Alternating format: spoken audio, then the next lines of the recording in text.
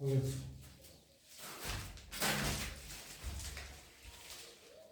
You मेरे प्यारे बच्चों। आज आप लोगों के बीच मैथमेटिक्स का एक शानदार ट्रिक लेकर आया हूं, जिसका शीर्षक है निकटतम मान ज्ञात करें। यह गणित का जो टिप्स है, ये निकटतम मान, ये आप लोगों के हर प्रतियोगिता परीक्षाओं के लिए बहुत उपयोगी है।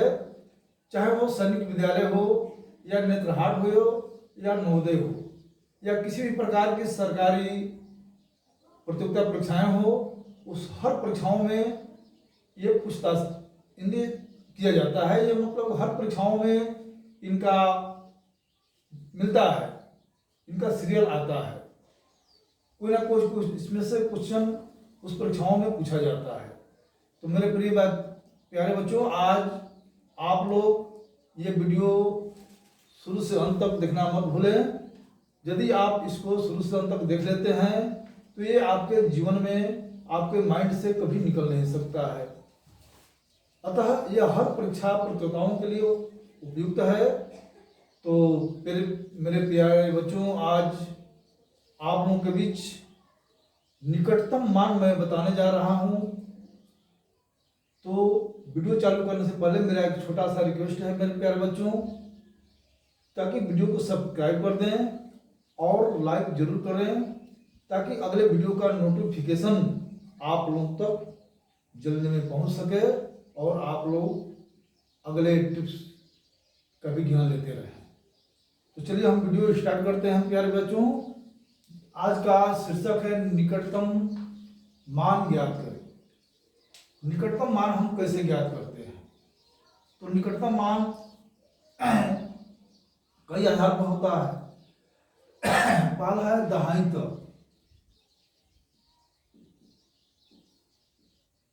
दहाई तक निकटतम मान।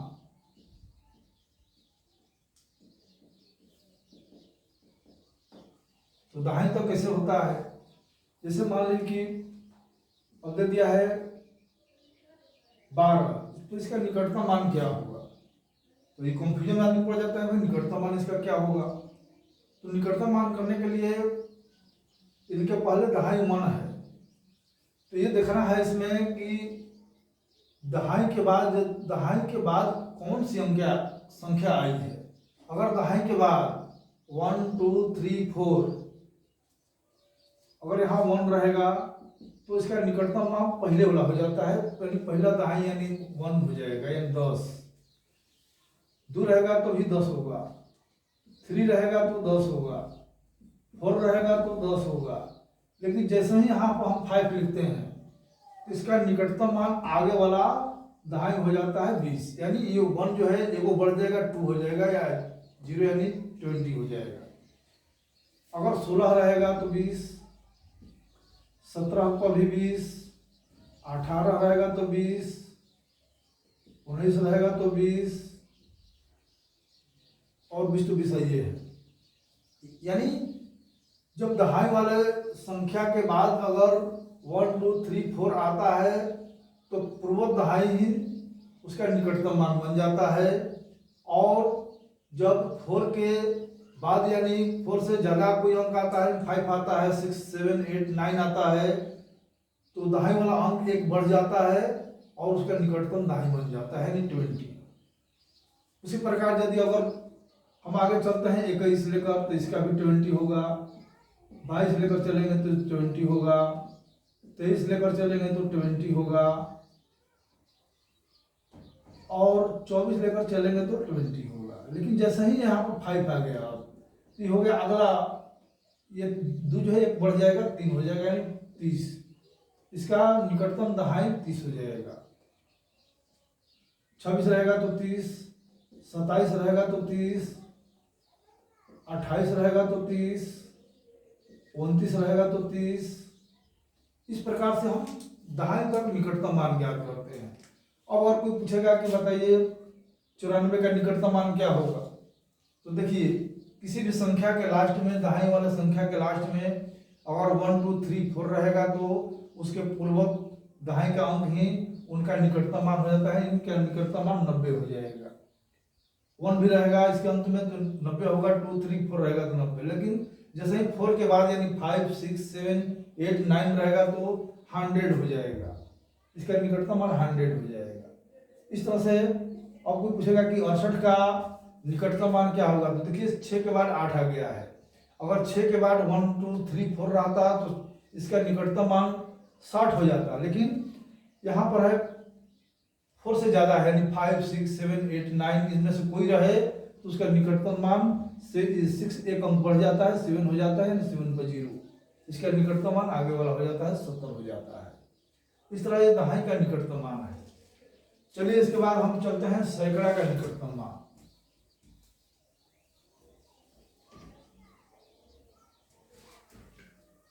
सैकड़ा का निकटतम मान कैसे ज्ञात करते हैं?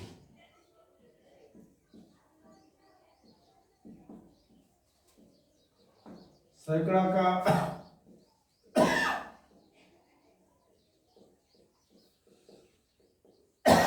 निकटतम मान लो कि अब यहाँ पर चलते हैं 123 है, तो हमको कहाँ देखना है?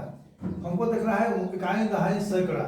सैकड़ा वाला अंक के बाद ही देखना है, उसके बाद नहीं देखना है कि क्या है क्या नहीं है। इसके बाद देखना है कि कौन सा अंक है। फिर वही नियम, अगर सैकड़ा वाले अंक के बाद 1 2 3 4 रहेगा तो ये पूर्वोत्तर वाला अंक ही उनका सैकड़ा बन जाएगा। जैसे अब 123 है, 133 रहेगा, 143 रहेगा, 111 रहेगा, मतलब कोई भी रहेगा, यानी 1 के बाद 1 2 3 4 ये सैकड़ा वाला अंक के बाद 1 2 3 4 दिखाई देगा तो इसका निकटतम सैकड़ा 100, इसका निकटतम 100, इसका निकटतम 100, इसका निकटतम 100 हो जाएगा। लेकिन जैसे ही इसके बाद अगर कोई 5 आ जाएगा, 4 के बाद 5, तो इसका निकटतम मान अब 1 बढ़ जाएगा, 2 हो जाएगा, 1 एक बढ़ जाता है, यानी जो पीछे वाला जो सैकड़ा है वो एक बढ़ जाता है, यानी 200। 162 हो तो 200, 172 हो तो 200, 184 हो तो 200, 192 हो तो 200। देखिए जैसे निकट 192, यानी हम यहाँ देखने हैं कि जैसे सैकड़ा का निकालना है तो सैकड़ा वाले अंक को देखना है, और सैकड़ा वाला अंक के बाद देखना है कि 1 2 3 4 अगर आया है तो यही हो जाएगा 1 10 के 10 100। लेकिन जैसे ही 4 के बाद 5 6 7 8 9 अगर आया है तो ये 1 एक बढ़ जाएगा, यानी 2 हो जाएगा, 200, पीछे वाला एक बढ़ जाता है।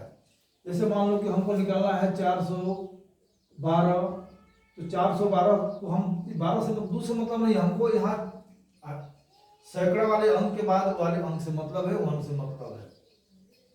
यहाँ 4 है, 4 के बाद 1 है तो इसका 400, 4 के बाद 2 आएगा तो 400, 4 के बाद 3 आएगा तो 400, 4 के बाद 4 भी आएगा तो 400। लेकिन 4 के बाद जैसे ही 5 आ गया, 5 दिखाई दे दिया तो 500, यानी सैकड़ा वाले अंक के बाद जब 5 आएगा, 6 आएगा तो 500,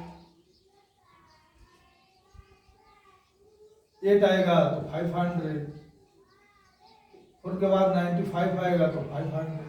यानी जब भी सैकड़ा के बाद 9 8 यानी 1 2 3 4 रहेगा तो वही संख्या, और 4 के बाद 5 6 7 8 9 आएगा तो आगे वाला संख्या हो जाएगा, यानी जो सैकड़ा 4 है वो एक बढ़ जाएगा, यानी 500 हो जाएगा। इसी प्रकार कोई भी सैकड़ा का निकालना है तो ऐसे ही आगे भी हम करते जाएंगे। अब कोई पूछेगा कि 972 का निकटतम मान क्या होगा, तो 9 के बाद मित्रों देखना है बच्चों कि 9 के बाद 7 है तो समझो कि 9 के अगला हो जाएगा, यानी 1000। अगर 800 जो पूछेगा कि 842 का निकटतम क्या होगा, तो 8 के बाद देखना है 4 है, तो 4 है तो ये 8 जो है निकटतम मान इसका 800 हो गया। इस प्रकार हम निकटतम मान निकालते हैं सैकड़ा में। चलिए अब निकटतम मान आपको 1000 में बताते हैं।